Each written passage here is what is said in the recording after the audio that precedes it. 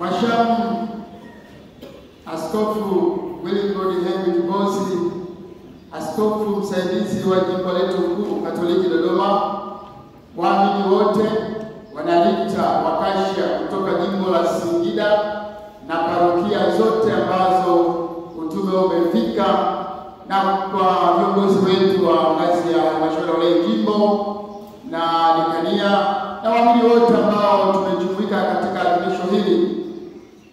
Napenda kuchukua nafasi hii kumkaribisha baba askofu msaidizi kwenye parokia yake ya nyumbani, parokia watakatifu wote, aliyohudumia kwa siku 42 tu. Leo anapoungana nasi katika adhimisho kubwa hili lenye sura ya kijimbo kwa mtazamo wa wanalita wakashia ambao wamejumuika katika adhimisho hili. Lakini kwetu sisi wanamsuguni ni siku ya pekee ambapo tunahitimisha mwezi wa mama Bikira Maria, na ni hitimisho la ulimwengu mzima. Lakini sisi kwa nafasi ya pekee kwa utaratibu tuliojiwekea, leo tunahitimisha mwezi wa mama. Tunapohitimisha mwezi wa mama, maana yake ni maisha ya kutembea na mama huyu yanaanza, na ndio maana jumuiya zetu zote 85 tumekuja na statu zetu za mama Bikira Maria, statu ambazo zilipita familia kwa familia. Na leo hii tunapohitimisha mbio hizi, tunakuomba sasa tubariki, tutume ili tumpeleke mama huyu akatamalaki kwenye familia zetu kwa kutupa mwongozo wa kupenda kusali rozari ndani ya familia zetu. Lakini zaidi ya hayo pia tunaungana na wanalika wakashia wa jimboni kwetu Dodoma na wageni wetu kutoka Singida katika hija hii ambayo tunaifanya leo. Kwa wale ambao hakupata nafasi ya kwenda kwa Mwanza, tukaona ni vema sasa tukutane hapa Msuguni, mahali ambapo kwa baraka za baba askofu mkuu aliruhusu tujenge shrine ya Mtakatifu Rita, ambapo wanalita kwa umoja wetu tutakuwa tunakutana kwenye matukio mbalimbali. Lakini la tatu, baada ya adhimisho hili la Ekaristi Takatifu, tutakuomba uzindue rasmi roto letu la familia takatifu, mradi wa kina mama kwenye parokia yetu. Wakati huu waamini wote tuko nyuma yao, mahali ambapo watu wa Mungu waje kupenda kusali rozari kwenye roto la familia takatifu. Lakini zoezi la pili baada ya maadhimisho haya, tutaomba pia ubariki picha rasmi ya Mtakatifu Rita wakashia itakayosimikwa kwenye shrine yetu. Na ombi letu la tatu, tutaomba ubariki frame zetu 7 mradi wa parokia, ambao tayari frame hizo zimekwisha kuchukuliwa na waamini wetu ambao wanafanya shughuli mbalimbali, tukiunganisha na nia zingine za kwako na za waamini wote na zile ambazo zimeandikwa, lakini kwa wingi wao tunaomba uzindue tu altareni mwa Bwana katika adhimisho hili. Baba, karibu. Asante.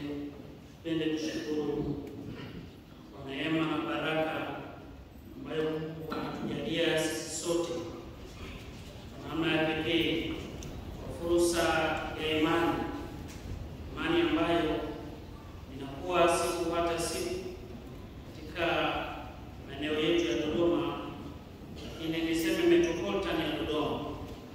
Tunashukuru kwa ajili ya utume huu wa Rita wakashia ambao Dodoma unaendelea kujitangaza katika parokia mbalimbali, lakini tumewafikia pia jirani zetu Singida, kama mnavyoona wamefikia wengi wa kutosha wakiwa na baba paroko. Tunashukuru Mungu kwa ajili yao.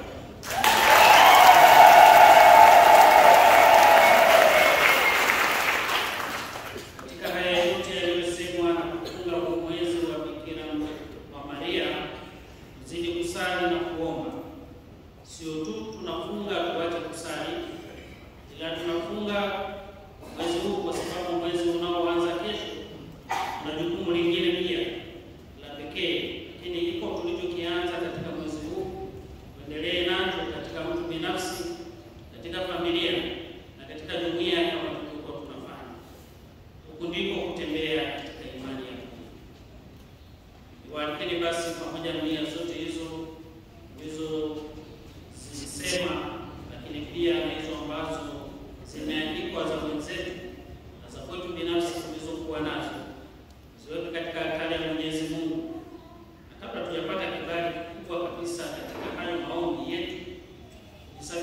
wenyewe kukiri kwanza dhambi zetu.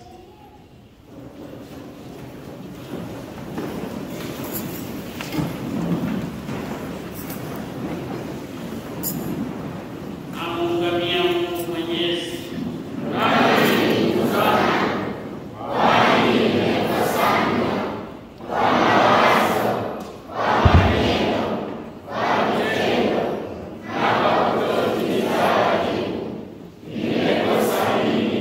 Yeah.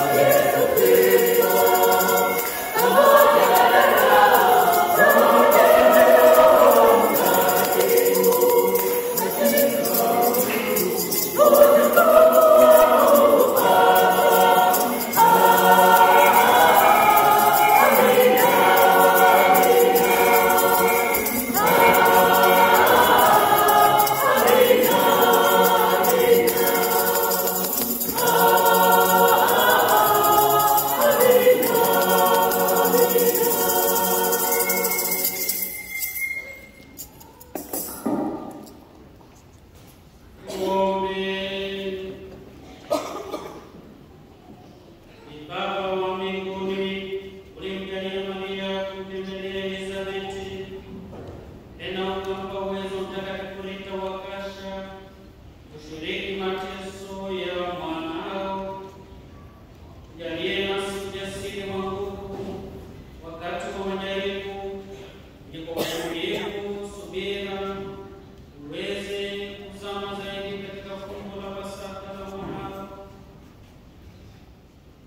anayeishi na kutawala nawe katika umoja wa Roho Mtakatifu, Mungu milele na milele.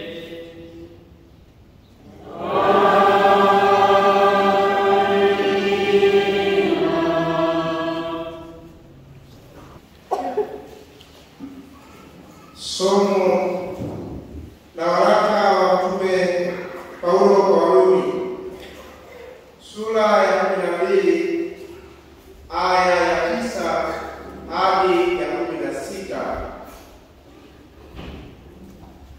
Tendo na lisiwe na unafiki, lichukieni lililo ovu, mkiambatana na lililo jema.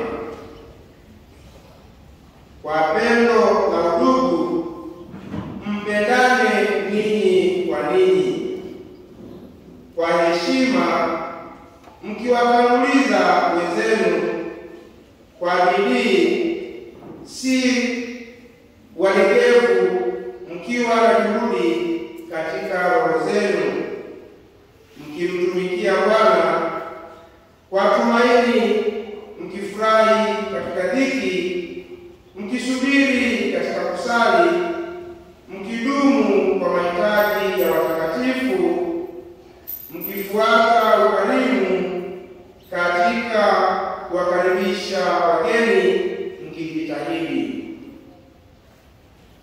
Wabarikini wanaowaudhi, barikini wala msilaani. Furahini pamoja nao wafurahio, lieni nao waliao.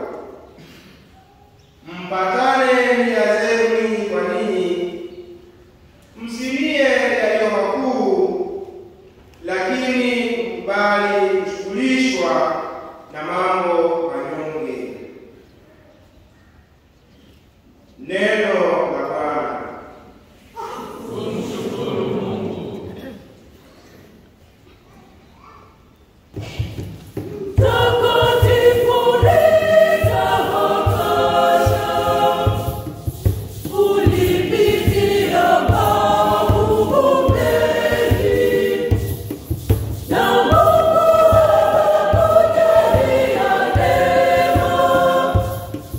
Ukavumilia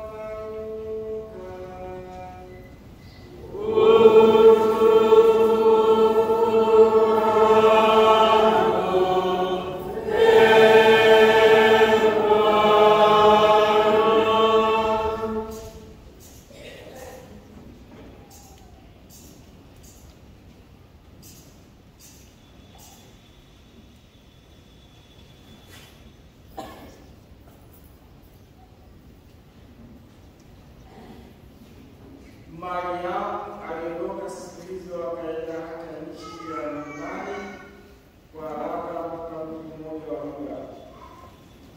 Akaingia nyumbani kwa Zakaria akamwamkia Elizabeti.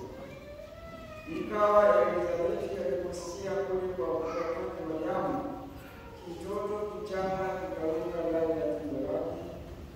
Elizabeti akajazwa Roho Mtakatifu, akapata sauti kwa nguvu akisema, umebarikiwa wewe katika wanawake, naye mzao wa tumbo lako amebarikiwa.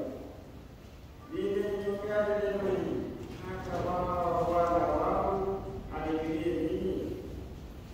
Maana sauti ya kuamkia kwako ilipoingia masikioni mwangu, kitoto kichanga kikaruka kwa shangwe ndani ya tumbo langu, naye nimesadiki, kwa maana ya timizo yaliyoambiwa na Bwana.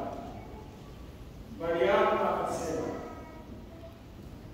moyo wangu wamwadhimisha Bwana, na roho yangu imemfurahia Mungu Mwokozi wangu, kwa kuwa ameutazama unyonge wa mjakazi wake.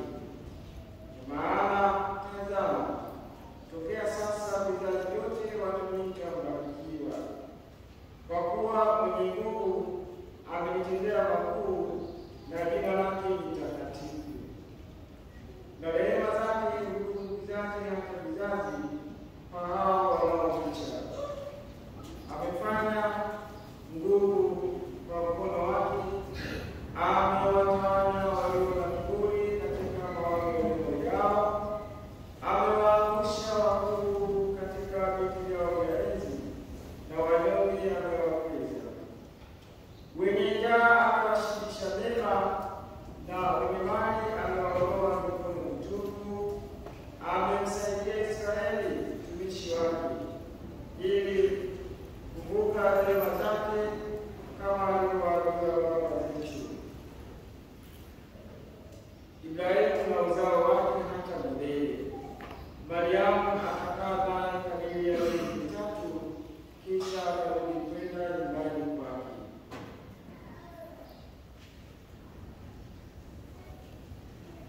Neno la Bwana.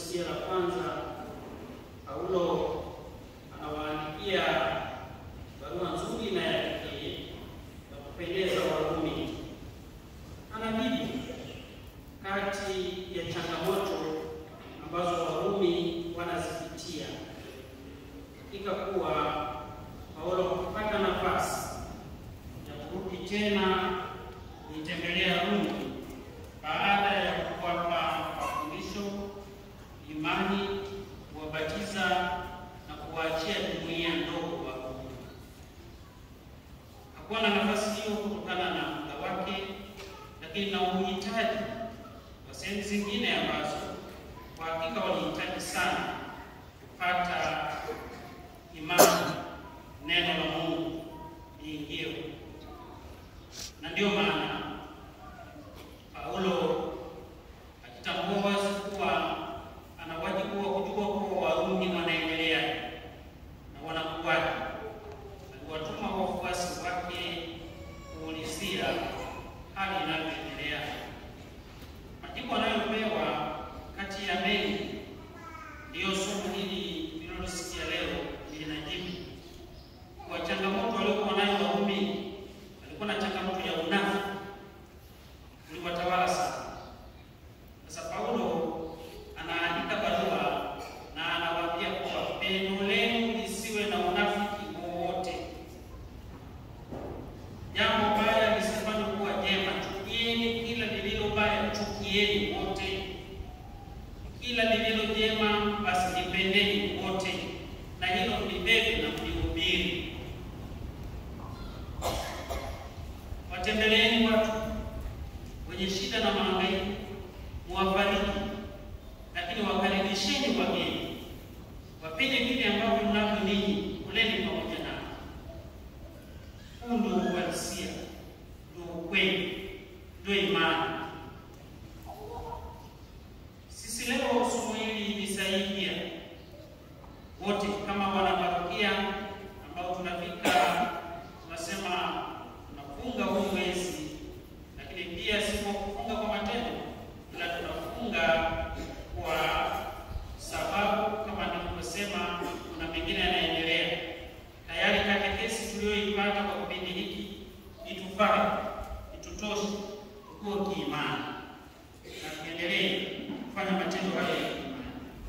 Lakini pia wanaleta wakasha wote na wageni wote ambao tumealikwa katika siku hii, tuchukie nafiki. Sababu katika nyakati zetu pia unafiki huko unatawala, unaenda. Watu wa dumila kuwili wengi leo wakija huko wanasema hiki, huko wanasema kingine. Hiyo sio alama inayomtambulisha Mkatoliki. Hiyo sio alama ambayo Mkatoliki anapaswa kubeba. Dumila kuwili haufai katika maisha ya imani. Tuchukie nafiki. Lililo jema tulipende, tulihubiri, tuliishi katika maisha yetu. Baya likatae, na sio tu sisi, lakini tuwasaidie wengine pia kulikataa hilo baya, kwa sababu madhara yake ni makubwa.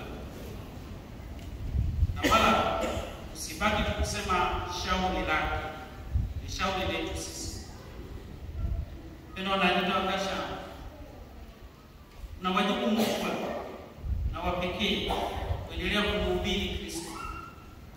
Kristo ambaye hakuwa mnafiki, Kristo aliyehubiri upendo, Kristo aliyekaa na wahitaji wenye shida mbalimbali. Ndivyo ambavyo hata ninyi mnaalikwa kwa kutimiza wajibu huo wa msingi, ambao pia Mtakatifu Rita wa Kasha, ambao sisi tunafuata nyayo zake, aliwapenda watu, aliwakaribisha wageni, na aliwakaribisha hata kufika hatua ya kusali nao. Wakati mwingine mtu unakuwa na ratiba yako ya kusali, na hii kwa sababu amekutembelea mgeni, unaacha kusali eti kwa ajili ya kuentertain mgeni, kumfariji mgeni, kukaa na mgeni. Iko sawa. Ingekuwa jambo jema na la pekee kwa mgeni mwambie kwa familia yetu, sasa imefika wakati wa kusali, na wewe tunakukaribisha kusali pamoja na familia yetu. Toke pale mwende mkasali, kirudi mnaendelea. Wageni tuwapende, wakaribishe na tushiriki nao kile ambacho tunacho kwa wakati huu. Lakini pia katika Injili tumesikia leo ni siku ambayo ya pekee. Bikira Maria alipopashwa habari ya kuwa kupata mimba na kumzaa mwana, aliondoka. Aliona kuwa furaha ile isibaki kwake peke yake, lakini alivutwa na nguvu ya pekee, ambayo nguvu hiyo alitambua wazi kuwa binamu yake Elizabeti alikuwa tayari na ujauzito wa miezi 6 wakati yeye akiwa ndio amepewa habari. Akitambua mahangaiko ya mimba za mwanzo na usumbufu unaojitokeza, alimwonea huruma, alimthamini, alimpenda Elizabeti. Akaamua kufunga safari ya mbali kwenda huko ambako tumeambiwa nchi ya milimani huko Yuda. Sasa ukweli ni kwa nini Yuda sehemu nyingine, na huyu Elizabeti Maria anatokea wapi? Wana wa Israeli walipotoka utumwani Misri walikuwa makabila 12 na walikuwa pamoja. Hata walipofika katika nchi ya ahadi, Yoshua aliwagawia maeneo wote kwa pamoja. Lakini kutokana na uchu wa madaraka ya Yeroboamu pamoja na Rehoboamu, kutokana na utawala wao walisambaratika, utawala ukagawanyika kati ya utawala wa kusini na utawala wa kaskazini. Utawala wa kusini ambapo ndiko kulikuwa na hekalu la Yerusalemu kulikuwa na makabila mawili tu. Makabila mengine 10 yalikuwa kaskazini. Katika utamaduni wao wa Israeli, walipaswa makabila yote ya kaskazini yashuke kwenda kule kusini kwa ajili ya kuabudu kila mwaka na kutoa sadaka katika hekalu la Yerusalemu, ambapo sasa huku alikuwapo Rehoboamu na akiwa na yale makabila mawili. Kabila la kwanza ni la Yuda na kabila la pili ni la Benyamini. Sasa huko katika wale kuja na kurudi, waliona ufalme wa kaskazini kama wanawatajirisha sana hao wa kusini. Yeroboamu akaamua kujenga hekalu lake kule kaskazini, lakini hayakuwa matakwa yake Mungu. Baada hapo zipo habari nyingi zinazoendelea mpaka haya makabila yote pamoja, kutokana na uovu wa viongozi wao na wao kuingia katika vita, hawakupendana, hawakuelewana, hawakuthaminiana. Hapo kaskazini ndio kuna Samaria na mengine. Lakini huyu Bikira Maria alikuwa sehemu, Nazareti ilikuwa upande wa dola ya kaskazini. Kwa hiyo anatoka kule kaskazini anakuja kusini ambapo alikuwepo Elizabeti kule Yuda, na anaenda Yuda kwa ajili ya kufanya tendo hilo jema, kwa sababu ni tendo la kiimani, la kimungu, la mapendo na ukarimu kwa jirani. Alileta shida yoyote katika mahangaiko ya kisiasa zilizotokea nyakati zile, na badala yake inaleta amani na upendo. Bikira Maria anamsaidia Elizabeti mpaka wakati wa kukua kwake, na baadaye na yeye anarudi kule Nazareti, utawala wa kaskazini. Anatufundisha nini Bikira Maria? Mapendo kwa jirani. Ndio hayo ambayo yamesemwa katika waraka wake Paulo kwa Warumi, tuliosikia, na sisi tunaalikwa hivyo: wapende jirani zetu, wasaidie jirani zetu. Kama Paulo anavyosema, tulie na wanaolia, cheke na wanaocheka. Sio watu wanacheka wewe unalia, watu wanalia wewe unacheka. Huu ndio unafiki ambao Paulo ameukemea katika somo letu la kwanza. Elizabeti anapokutana na Maria anashangaa, lakini vile viumbe vilivyokuwemo ndani ya matumbo vyote vinashangilia. Wanazuoni wa teolojia wanasema haya ndio yalikuwa makutano ya kwanza kati ya Yohane Mbatizaji na Bwana wetu Yesu Kristo. Lakini sio tu kutetemeka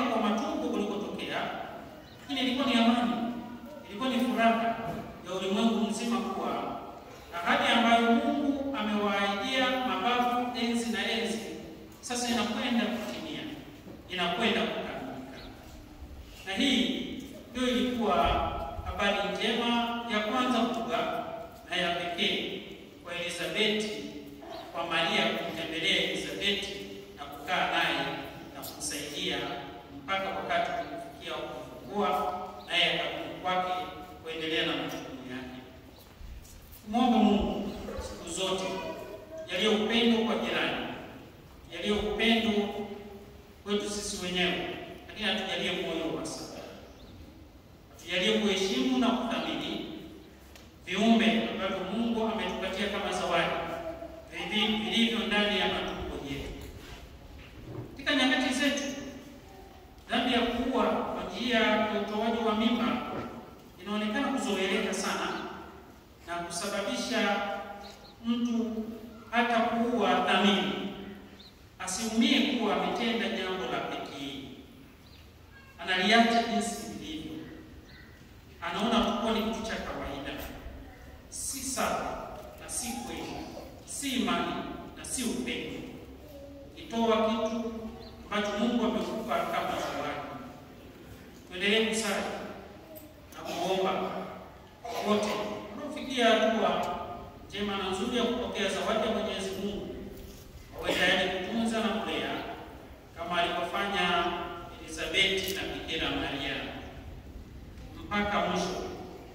Lakini tusali na kuombea wale wote ambao walitolewa na wakauawa na hawako, ambao damu zao wakati mwingine zinaendelea kutulilia mpaka sasa.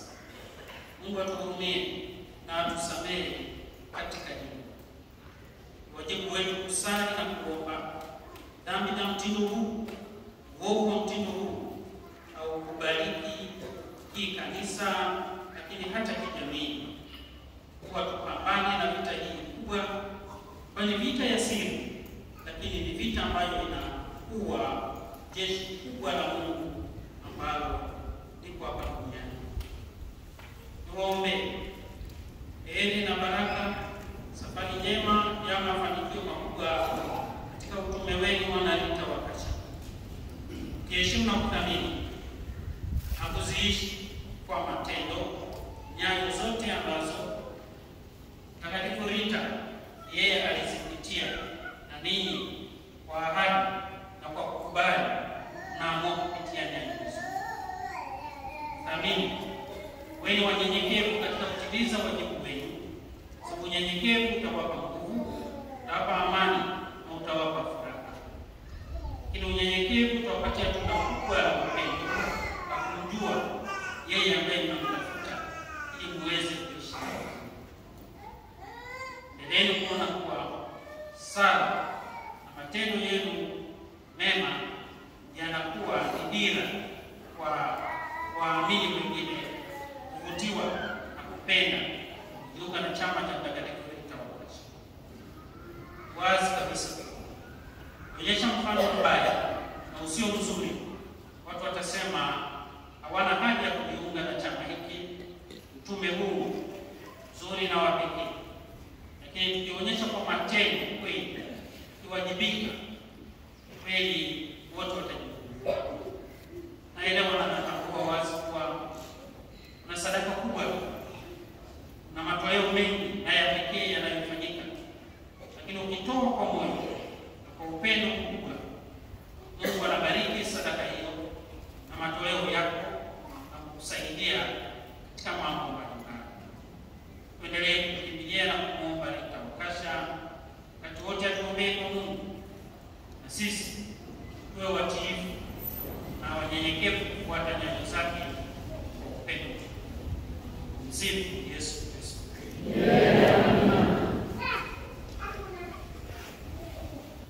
Tumsifu Yesu Kristo.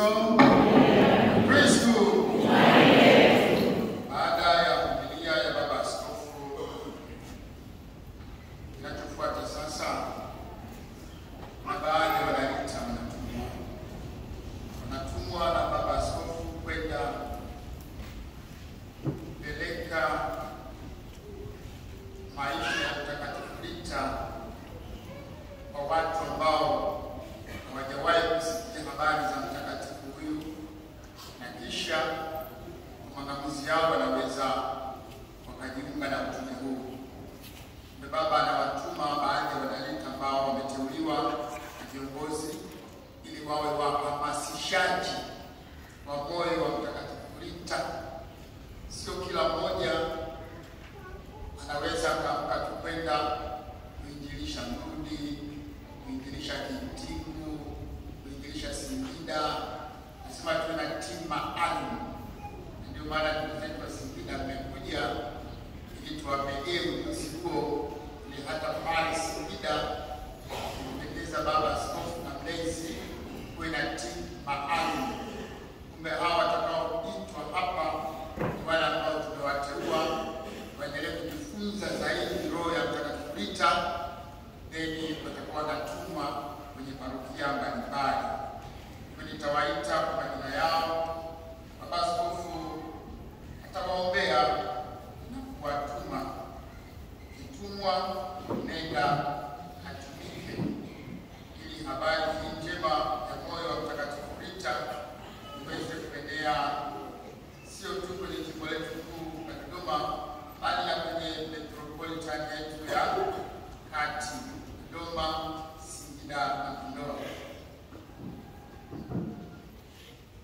Ndugu yetu wa kwanza Pasco Simwanza, dada Aristidia Baguma, Esteria Haule, Nelson Fulment, Kitilina Kipa, Victoria Mizengo, Scholastica Chanika, Delfina Kesi, dada Maura Wingira na Beata Katabazi.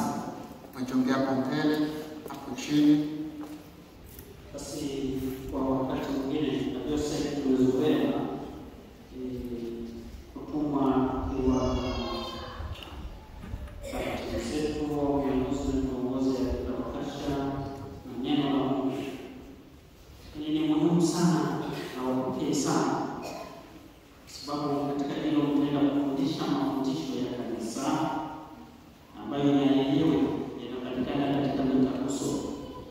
Ni lazima wakati mwingine mwe na mitaguso, na niombe kuwa wanaleta wote kuwa na kitabu walioita mtaguso wa pili wa Vatikano kwenye hati 16 na msome na kuzielewa.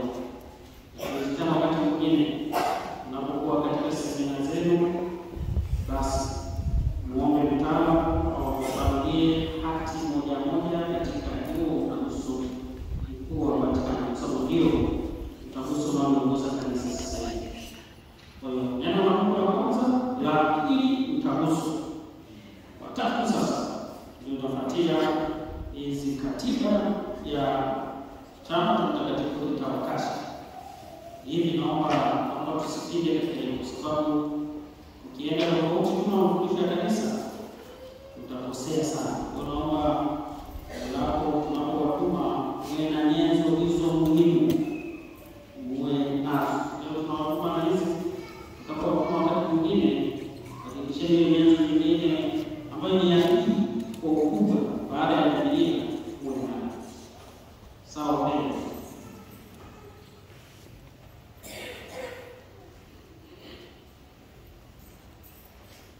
Ndugu wapendwa,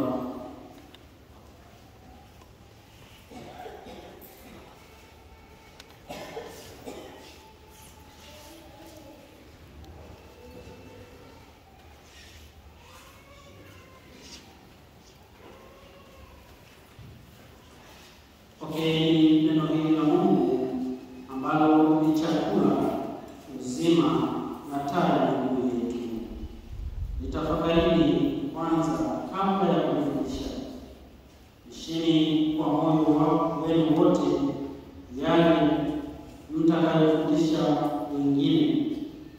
Kumbukeni kwamba mafundisho bora yanatoka katika moyo wako na katika matendo yako mema. Ukitambua uzito wa madaraka uliopewa sasa, muombe Mungu ili akusaidie. Tusimame wote tuwasaidie kusali kimya kimya.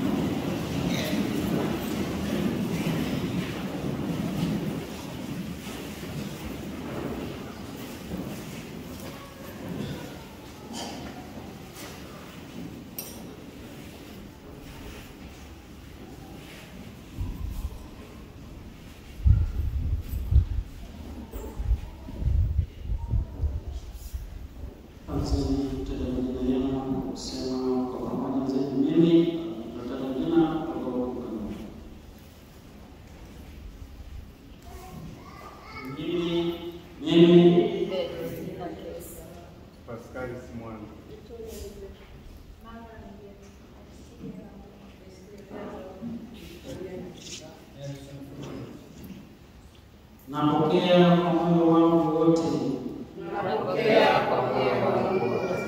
Jukumu hili kubwa na zito.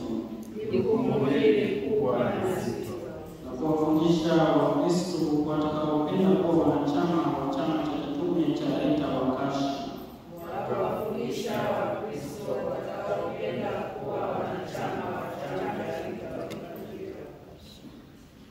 Nikijua kwamba mwalimu wetu mkuu Yesu Kristo aliye pia mchungaji wetu mwema, naomba neema ya Mungu ili nisifundishe yale nipendayo mimi,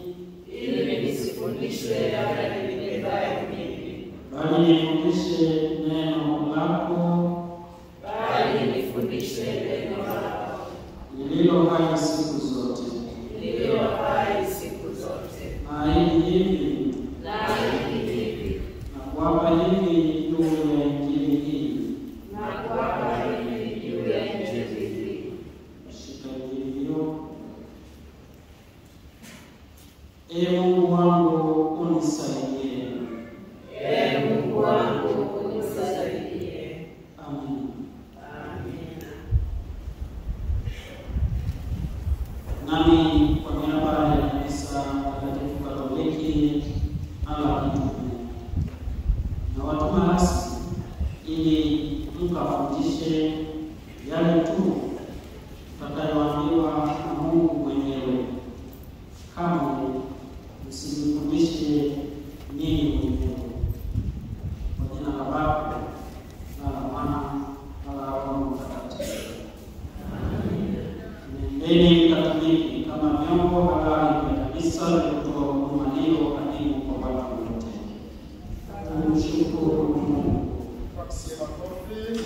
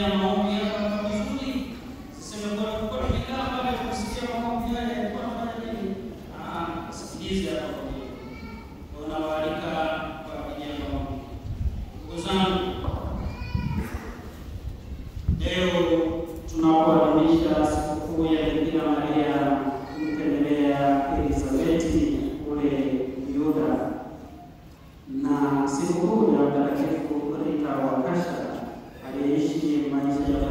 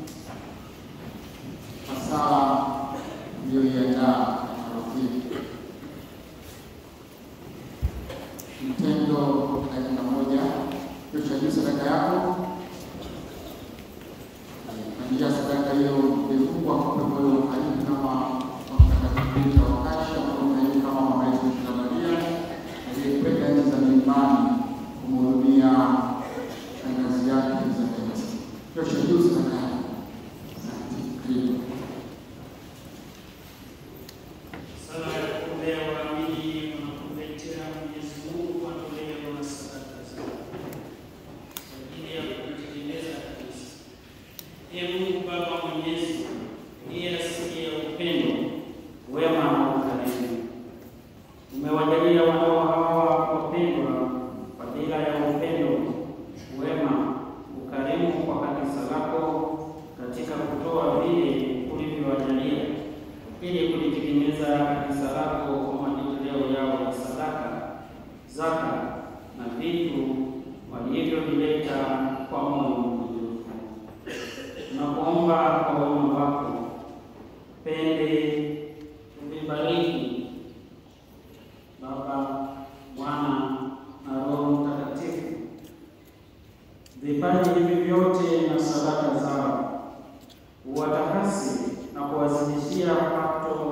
lao, ili palipopungua uendelee kupajaza zaidi na zaidi, huku ukiendelea kuwaongezea fadhila ya ukarimu wa kanisa lako. Kwani kutokana na ukarimu wao, wewe Mungu unatukuzwa na watu wanatakaswa. Ulinde mali zao na uwakinge mwili na roho dhidi ya mwovu Shetani, na mwisho uwakaribishe kwako mbinguni.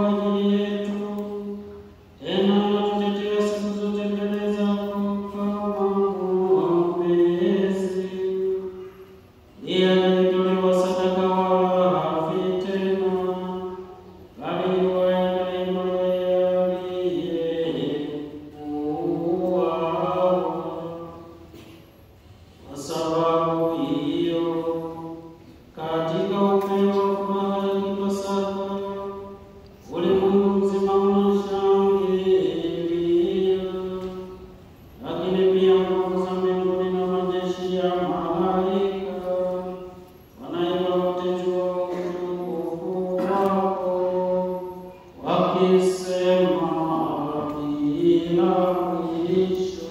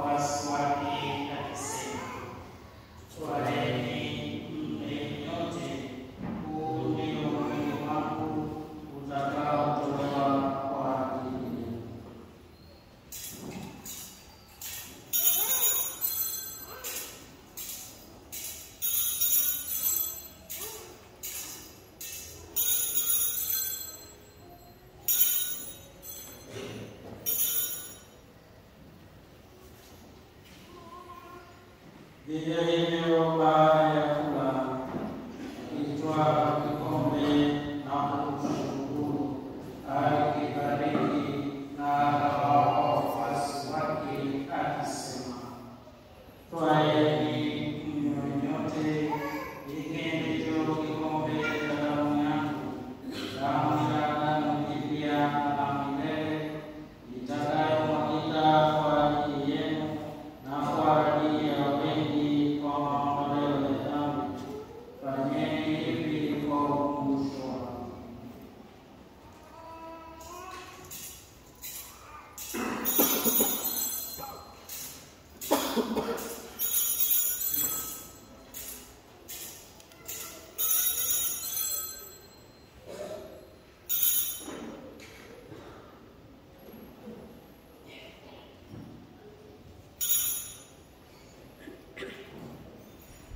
Fumo la imani.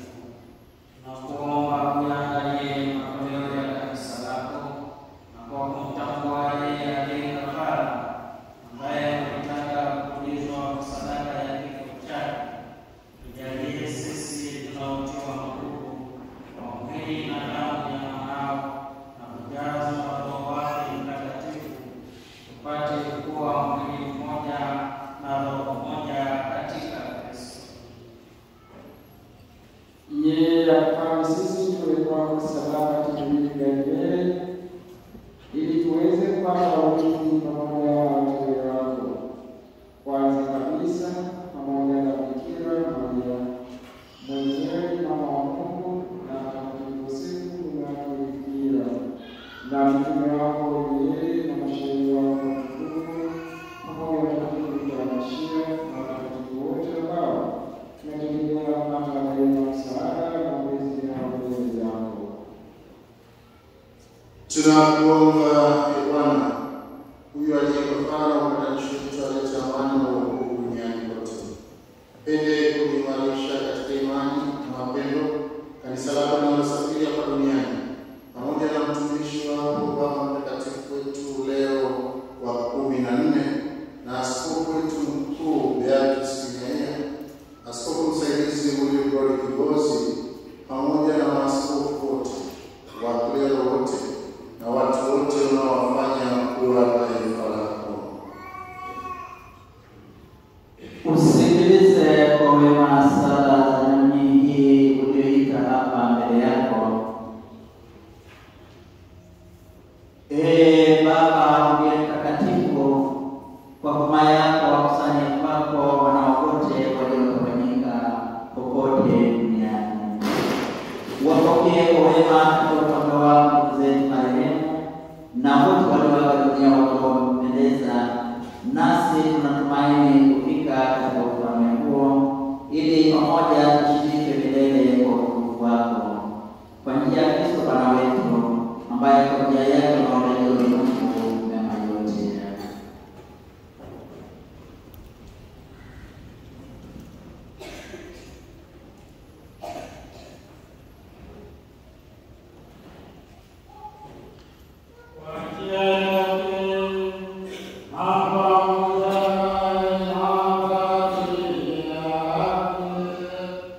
Wewe Mungu Baba Mwenyezi, katika umoja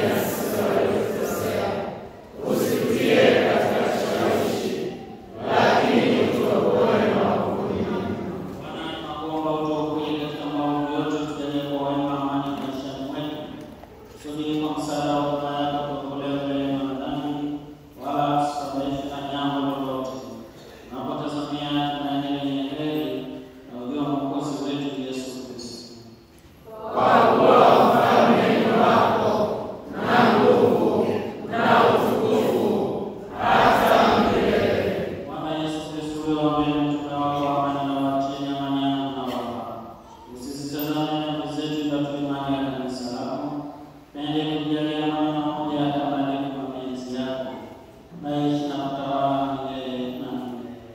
Amina. Amani ya Bwana iwe daima nawe.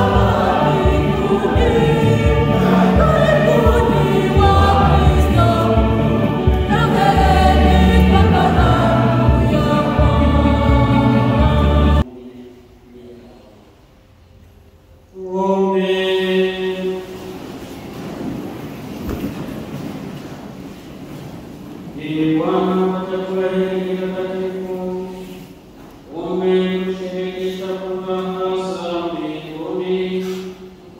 Tunakuomba tukisukumwa kwa mfano mtakatifu Rita, uweze daima kuichukua mioyoni mwetu chapa ya upendo wako, na hivyo tupate tuzo ya amani ya milele.